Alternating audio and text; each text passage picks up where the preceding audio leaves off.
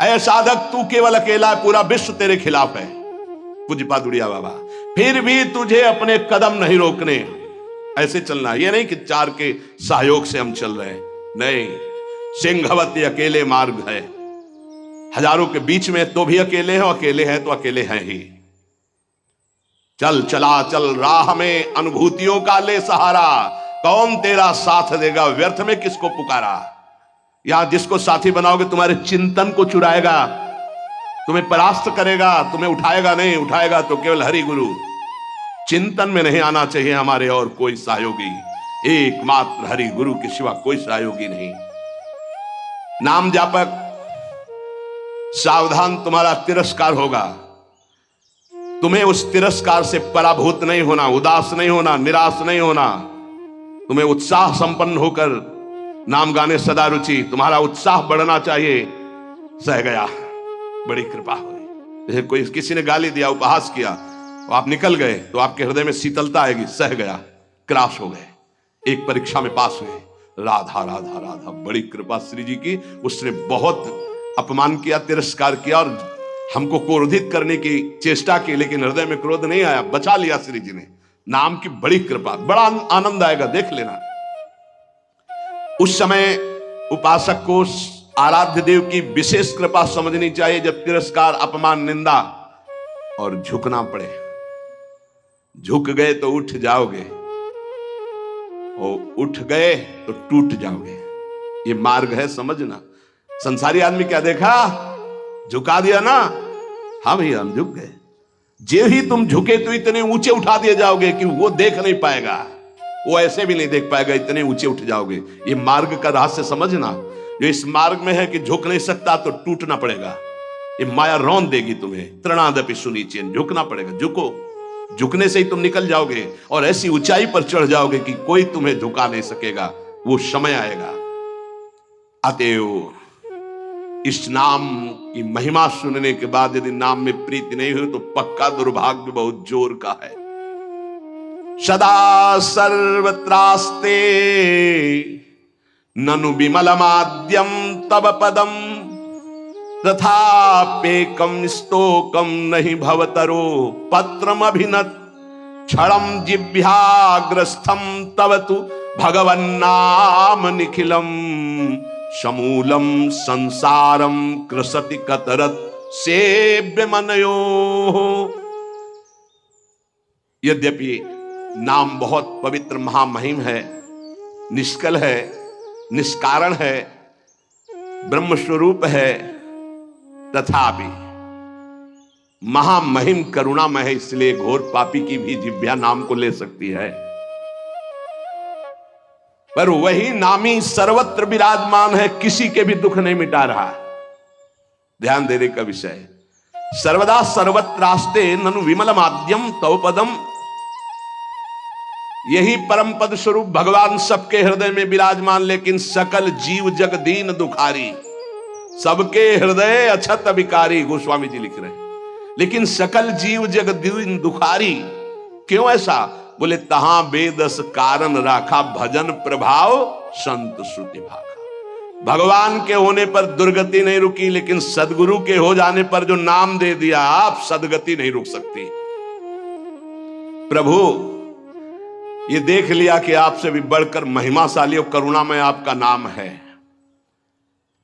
पर यह है तो आपके हेतु की ही कृपा कि हमारी जिह्वा पर आपका नाम आया, आप हमें गुरुदेव रूप से मिले। अब ये नाम संपूर्ण संसार को जो अविद्या सजाती है, इस अविद्या को जड़ मूल से नष्ट कर देगा। अतः प्रभु हमने निर्णय किया है, महर्षियों ने निर्णय किया है कि आपसे बढ़कर के आपकी महिमा, आपका गुण, आपका प्रेम समुद्र जो स्वरूप है, उससे भी बढ़ करके नाम है। क्योंकि आपके होते हुए दुर्गति नहीं रुकी, लेकिन जब नाम हमारी जिह्वा पे आ गया तो सब बात बन गई। आपन्नः संस्कृतिम घोराम यन्नाम विविशो गृणन्, ततः सद्यो विमुच्येत यदि विभेति स्वयं भयम्। हर जीव जन्म मृत्यु के चक्र में बड़ा घोर दुख प्राप्त कर रहा है। इस स्थिति में एक ही परम साधन साध्य महर्षियों ने निश्चय किया है, प्रभु का मंगलमय नाम। जो नाम उच्चारण करना प्रारंभ कर दिया वो स्वयं मुक्त हो जाता है और भगवान के नाम जापक भक्त से भयभीत होकर भय भाग जाता है, इसलिए वो निर्भय हो जाता है। मान लीजिए तो जान जाओगे। एतन् निर्विद्यमानाना मिच्छताम कुतो भयम योगिनां नृप निर्णीतम हरिर्नामानुकीर्तनम। जो लोग इस लोक में या परलोक में परम मंगल और परम सुख और परम उन्नति चाहते हैं, जो संसार के दुख को मिटाकर महासुख में निमग्न होना चाहते हैं, जो निर्भय मोक्ष पद चाहते हैं या योग संपन्न सिद्धियां चाहते हैं या शास्त्रों का परम ज्ञान चाहते हैं, जो भी चाहते हैं वो नाम जपना प्रारंभ कर दे, सब कुछ प्राप्त हो जाएगा। जिसने नाम स्वीकार कर लिया सब कुछ जागृत हो जाएगा।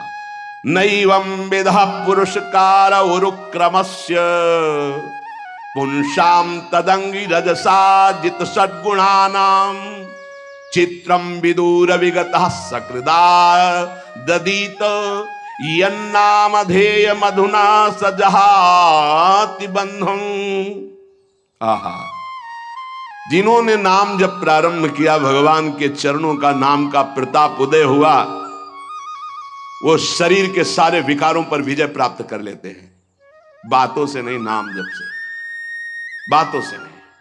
भूख प्यास शोक मोह जरा मृत्यु ये क्षय सबको अधीन किए।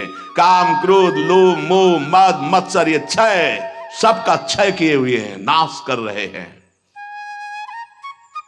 मन पांच ज्ञानेंद्रियां ये क्षय, काम क्रोध आदि क्षय, भूख प्यास शोक मोह जरा मृत्यु ये क्षय, इन सब पर विजय प्राप्त कर लेता है नाम जापक। पांच ज्ञानेंद्रियां कब्जे में, मन उसके कब्जे में, भूख प्यास शोक मोह जरा मृत्यु कोई भय नहीं उसको। काम क्रोध लोभ मोह मद मत्सर इन पर विजय किससे? नाम से, नाम से, भजन से। बारी मथे घृत होए बरु सिकताते बरु तेल बिनु हरि भजन भवतरी या सिद्धांत पेल। अन्य कोई पुरुषार्थ नहीं, सबसे बड़ा पुरुषार्थ तुम्हारे नाम जिह्वा पर चलने लगे। चाहे संसार से बहिष्कृत एकदम नीच घोर पापी हो, यदि वो प्रभु का नाम जपना प्रारंभ कर दे तो जगत पूज्य हो जाएगा। अहो वत्स पचतो गरीयान यज्जिभ्याग्रे वर्तते नाम तुभ्यम ते पुस्तपस्ते जुहवो सस्नुरार्या ब्रह्मा नोचुर नाम गृणंति एते। वो चांडाल भी सर्वश्रेष्ठ जगत पूज्य हो जाता है जिसकी जिह्वा के अग्रभाग पर भगवान का नाम विराजमान है। उसने तपस्या कर ली, यज्ञ कर लिया, तीर्थ स्नान कर लिया, सदाचार का पालन कर लिया, सब वेदों के अध्ययन का फल प्राप्त कर लिया, जिसने नाम जपना प्रारंभ कर दिया। इसलिए बड़े बड़े ब्रह्मवादी ऋषियों का, शास्त्रों का, भक्तों का, सबका एक साथ मत है कि निरंतर नाम जप ही सर्वश्रेष्ठ साधन और साध्य है। ये बहुत बड़े महापुरुष हुए हैं, स्वामी श्री कृष्णानंद अवधूत जी, इनकी महिमा पीछे गंगा किनारे सुनने को मिली। बहुत उच्च कोटि के महापुरुष ये कह रहे हैं कि नाम जप करने वाले और कीर्तन करने वाले की सावधानियों का मैं वर्णन करता हूं। यदि सावधान रहे तो ऐसे नाम प्रकाशित होगा जिसकी महिमा आप सुन रहे हैं। जो नाम जप करने वाले हैं, कीर्तन करने वाले हैं, सबसे पहले उनको चाहिए कि अपने कुल विद्या रूप जाति और धन आदि के मद का सर्वथा तिलांजलि दे दें। कहीं किसी साधक की जाति पक्ष, रूप पक्ष, कुल ऐसा वैसा ये सब विचार न कर बैठे, नहीं तो नाम जप या कीर्तन आदि जो भगवत मार्ग स्वीकार किया उससे भ्रष्ट हो जाओगे। पूरा का पूरा तुम्हारा भजन छीन हो जाएगा, आगे का मार्ग बंद हो जाएगा। किसी संत, किसी वैष्णव, किसी नाम जापक के प्रति ऐसी भावना न करें। ये शरीर की पोशाक है, सबके अंदर वही तेज स्वरूप परमात्मा विराजमान है। ध्यान रखना, पोशाक धन के अनुसार मिलती है, बढ़िया पैसा है तो बढ़िया कपड़ा पहन लिए। ऐसे ही तपस्या और पुण्य के अनुसार पोशाक मिली। तो पोशाक तो नष्ट होने वाली, लेकिन पहनने वाला तो निर्विकार चिदानंद है। उपासक पहनने वाले को देखता है, पोशाक संसारी आदमी देखता है। पोशाक देखकर आदर संसारी आदमी करता है, पहनने वाले को देख करके आदर विवेकवान देता है। तो पहनने वाला कौन है? भगवान का चिदानंदमय अंश, वो समान है सबके हृदय में। इसलिए आदेश करे, पहला, किसी कुल, विद्या, रूप, जाति, धन आदि का गर्व करके भजन मार्ग में मत चलना। विद्या, रूप, महत्व, कुल, धन, जौबन, अभिमान, सटकंटक देखे जहां, रहे न भक्ति निदान, रहे न भक्ति निदान। स्वांग सब नगर नारी के, बिसैन हाथ बिकाए नहीं रिझवन भतारी के। भरतार श्री हरि को रिझवन रिझाने की सामर्थ्य खो चुका उपासक यदि गर्व कर लिया विद्या का, रूप का, महत्व का, कुल का, धन का, यौवन का, सबसे पहले इन 6 मदों का त्याग करे। ये सटकंटक हैं, भक्ति महारानी हृदय में नहीं जागृत होंगी। तिलांजलि दे दे, भूल कर याद न करे। जब भजन गुरु कृपा से होने लगे तो अपने को बड़ा भजनानंदी समझकर, किसी को तुच्छ समझकर उसका तिरस्कार, हंसी मजाक न कर दे। समझ लीजिए, अगर कहीं अभिमान कर ले तो फिर देवर्षि नारद जी भी जैसे महापुरुष उपहास के पात्र बन गए। पूरा चरित्र कई बार सुनाया है। इतना नहीं,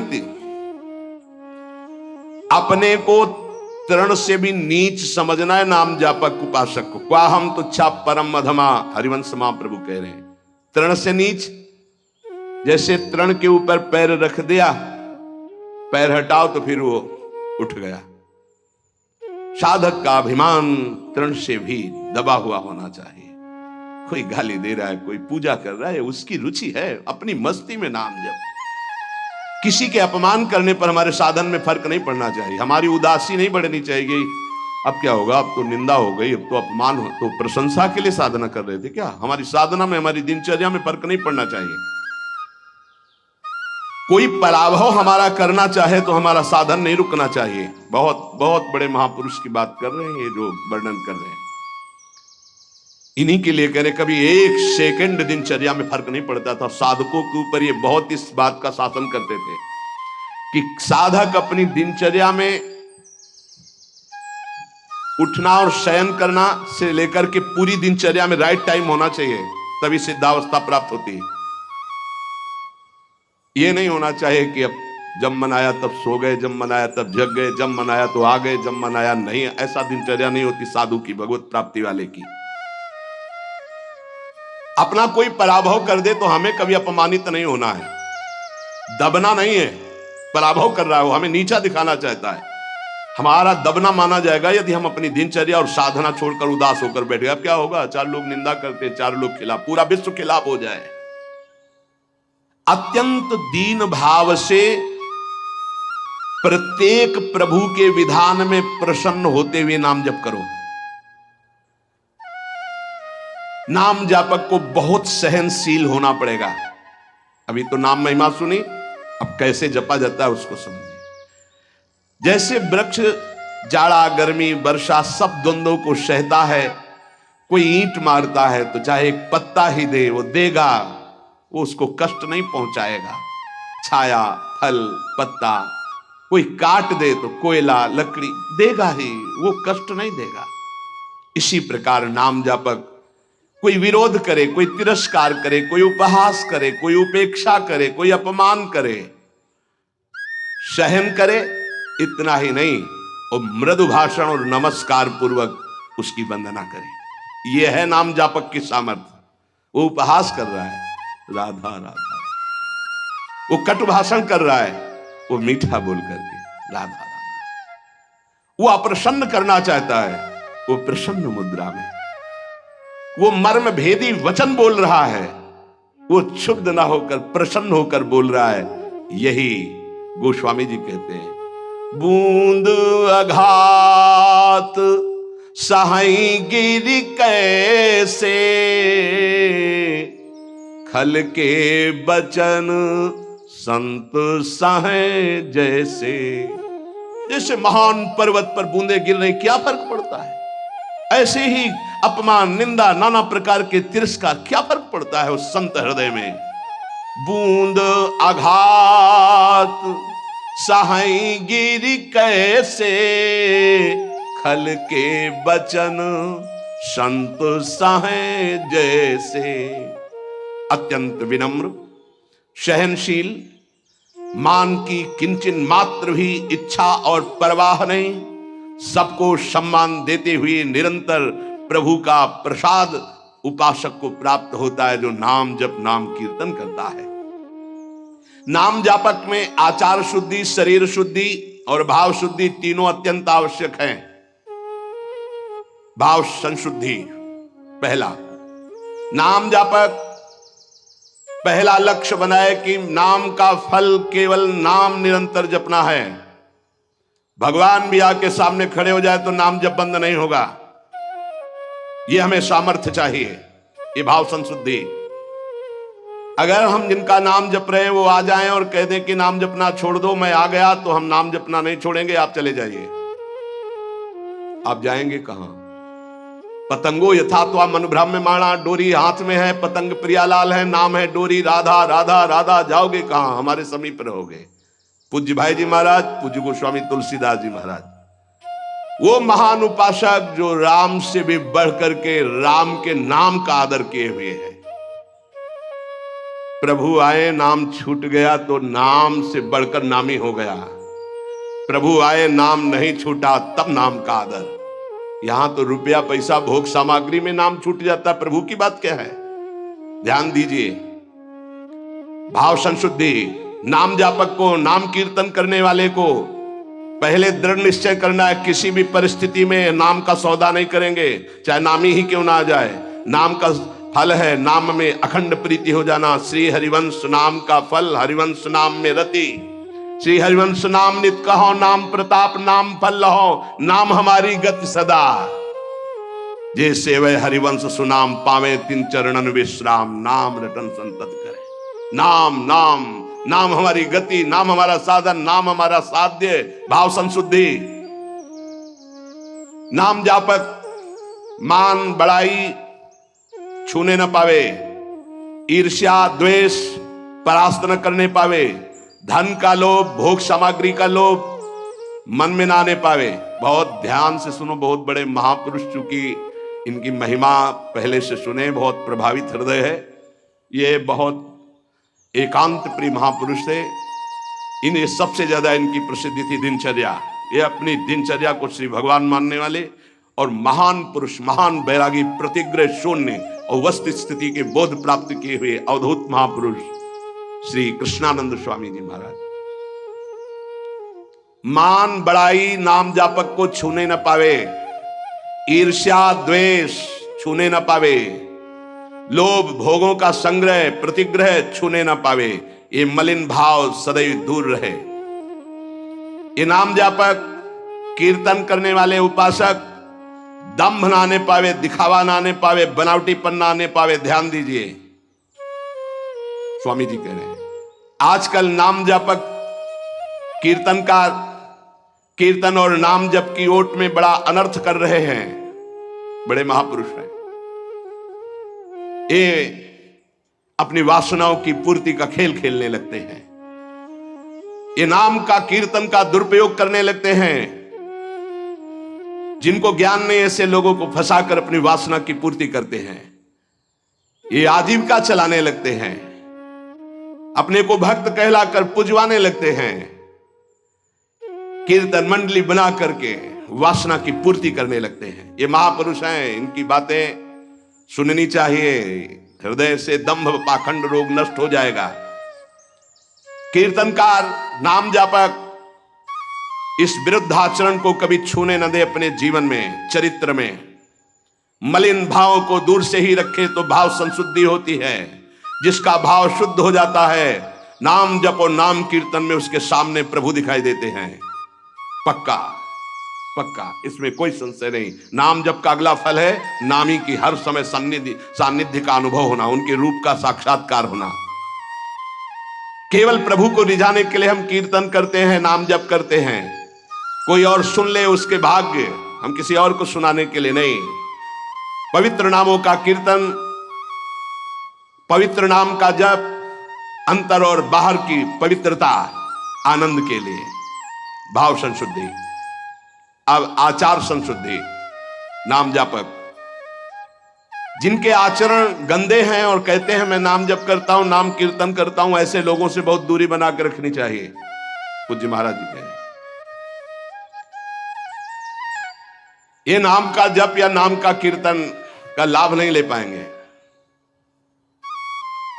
जो लोग अपनी शास्त्रीय मर्यादा का त्याग करके पाश्चात्य सभ्यता का अनुकरण करते हैं और अपने को नाम कीर्तन या नाम जापक कहते हैं, भक्षाभक्ष का विचार नहीं, जितेंद्रियता नहीं, पवित्रता नहीं, इनको कभी नाम सफल नहीं हो पाएगा। यद्यपि ये भी नाम प्रीति से जपे तो उठ जाएंगे, पर ये नाम में दंभ करते हैं, पाखंड करते हैं, वासनाओं की पूर्ति का खेल खेलते हैं। अब जो कह रहे हैं बहुत समझने की बात है। हमारे शब्दों पर ध्यान दिया जाए। जो होटलों में जिनके विचार, जिनके आचरण अपवित्र हैं, ऐसे लोगों के द्वारा बने हुए भोजन को पाते हैं। जो अपवित्र बिस्कुट, डबल रोटी, बन, देखना महापुरुष जनों के वचन हैं।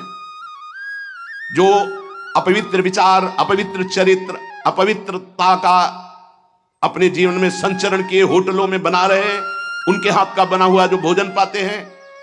जो अपवित्र बिस्कुट, डबल रोटी, बन, वो जो मोटा मोटा आता है, ओ नहीं आता है, वो इतना बड़ा मोटा आता है, उसमें लाल लाल ऐसे लगे होते हैं। बढ़िया तो सुधा रसम रसयितुम जिह्वास तुम्हें विवला नहीं हो पाएगा, यहां मना कर रहे। बंद तो बंद हो गया, बंद हो गया। सत्संग जो है सुनोगे तो रोज चाटा लगेगा। और सच्ची कह रहे हैं, अगर इसके अनुसार चल लोगे तो भजन बढ़िया बनने लगा। सात्विक भाव से ही भजन होता है। कम से कम अपने घर में जो रोटी बनाई जा रही, रोटी बन रही, श्री जी को भोग लग रहा, सात्विक तो है। कब बना, कैसे लोगों के द्वारा बना, क्या विचारधारा से बना, कितने दिन से वो बना रखा है। अगर शाम की रोटी सुबह दी जाए ना तो अभी हो जाएगा कि हम नहीं खाएंगे, बासी है। और 10 दिन, महीना भर का बनाओ, बन बंद क्या कहते हैं, नहीं 10-15 दिन की तो होती ही होंगी, 5-6 दिन 10 दिन की वो डबल रोटी होती। अब हमें तो ज्यादा कुछ पता नहीं, लेकिन होती होंगी क्योंकि दुकानों में बिकती हैं। अब ऐसा तो नहीं कि ताजी फैक्ट्री से निकल के हमारे सामने आ गई थाल में, ऐसा तो नहीं। उनमें तुम बासी नहीं देखते हो, उनमें तारीख भले देखते होगे कि एक्सपायर हो गई कि नहीं है। अगर शाम के एक्सपायर हो गई तो भी चल जाएगी कि क्योंकि कल की तक देखो आप मना कर रहे हैं। अगर मान लो तो मान लो, नहीं सुबह नाश्ता बिस्कुटे से करने का मन होगा और आप मना कर रहे हैं। अपने घर की एक रोटी बना लो, हल्का सा नमक लगा के फिर पालो तो कैसा रहेगा। उसके साथ आप नाश्ता कर लो, एक रोटी बना लो। ये डबल रोटी की क्या जरूरत है, फिर डबल बुद्धि हो जाएगी। डबल रोटी में बुद्धि डबल हो जाएगी। बन बन नाम जप में मन नहीं लगेगा। हाँ, माला हाथ में बार बार ऐसे ऐसे करोगे, चर्बी बढ़ जाएगी। भजन के लिए भाई मना कर रहे स्वामी जी। होटलों का भोजन, बिस्कुट, डबल रोटी, बन, प्याज लहसुन से बना हुआ भोजन, फिर आगे तो बहुत ही निषिद्ध है जो अंडा, मांस, मदिरा आदि का सेवन करते हैं। ये जो लोग ऐसा भोजन करते हैं व्यर्थ में अपने को भजनानंदी और प्रभु प्रेमी बताते हैं। प्रभु प्रेमी कहकर अपने स्वधर्म का अपमान मत करो, अपने धर्म का तिरस्कार मत करो। ऐसा भोजन पाने वाला कभी भजनानंदी नहीं हो सकता। ये महापुरुषों के वचन है। कैसे चित्त शुद्ध हो सकता है? नियमानुकूल जिसने स्नान नहीं किया है, जिसके वस्त्र पवित्र नहीं, उसके हाथ का बनाया हुआ भोजन पा रहे हो होटल में, तुम्हारा चित्त शुद्ध हो जाएगा। सात्विक आहार का सेवन करने वाला ही, सात्विक वृत्ति वाला ही आगे भजन में बढ़ता है। जो राजसिक तामसिक भाव वाले पुरुषों के द्वारा बना बनाया भोजन स्पर्श कर लिया जाए तो उसमें रजोगुण तमोगुण आ जाता है। फिर जिनको पवित्रता का ज्ञान नहीं, होटल में खड़े हैं, वो नहाए हैं कि नहीं नहाए, वस्त्र कैसे हैं, उनका विचार कैसा है, वो शौचालय जाके कितनी पवित्रता करते हैं और दाल रोटी बना करके वो दे रहे हो। आप उसी कुर्सी में वही मांसाहारी पा गया है, वही तुम पा रहे हो, वही मांस बना है, वही तुम्हारा भोजन बना है, दाल रोटी फ्राई। अब उसके बाद जो तुम्हारे दिमाग की फ्राई होगी उसको कौन बचाएगा? रजोगुण तमोगुण जो तुम्हारे अंदर छाएगा। इसीलिए भजन की सिद्धि कहां जागृत हो रही? दम्भ जरूर जागृत हो जाएगा, नाटक जरूर कर लोगे, लेकिन वास्तविक स्थिति थोड़ी आएगी। भगवत भजन के लिए तामसिक मलिन अपवित्र पदार्थ का सेवन दूर से ही त्याग दे। कई बार हमने प्रार्थना की कि प्याज लहसुन में कोई दोष नहीं, जहां आलू प्रकट होती है वहीं वो प्रकट होता है, उससे तमोगुण की वृत्ति बढ़ती, इसलिए हमारे संतों ने रोक दिया है। वो कोई हिंसा नहीं है, किसी जीव की तो हिंसा नहीं है। जैसे हमारे लिए आलू है, शकरकंद है, मूली है, इनके लिए खाने का आदेश है। कहीं कहीं गाजर निषेध, कहीं कहीं गाजर लेते भी है। अब ये जो प्याज लहसुन है केवल तमोगुण के कारण निषेध। तमोगुण आ जाने पर निद्रा आलस्य प्रमादोत्थम वो भजन में नहीं लग पाए। तो भजन विरोधी वृत्ति का हम त्याग करते, इसलिए हम उस तमोगुण भोजन का त्याग करते। उपासक को भोजन पर विशेष सावधानी। एक काहे को ये सब 20-30 मिनट का खेल है, भूख लगी है और ये 2 अंगुल की जबान में केवल वो मिनट भर वो जो घुमाया, बस उसी का स्वाद है। गले के नीचे गया और फिर तुरंत उगल दे तो देखने लायक नहीं। बढ़िया जूस पियो अंगूर और अनार और मुसम्मी और सेब का, 2-4 घंटे में बदबूदार लघुशंका बना के फेंक दिया। ये मशीन ऐसी गंदी है, केवल भजन बन जाए इसलिए। ये जो चाट चटोरापन है ना, कैसे भजन होगा भाई बताओ? स्वाद तो तुम ले रहे हो गोलगप्पा का, पानी पूरी कहते हैं क्या उसमें? वो जब हाथ से घोर रहा था तो सैनिटाइजर लगा के थोड़ी धोया था कि उसको पवित्र किया। क्या क्या कैसे कैसे वो पदार्थ बने, कैसे वो सामग्री बनी। तुम नाम जापक हो, भगवत प्राप्ति करना चाहते हो, दुकानों की बनी बनाई चीजें तुम खाकर भजन करना चाहते हो।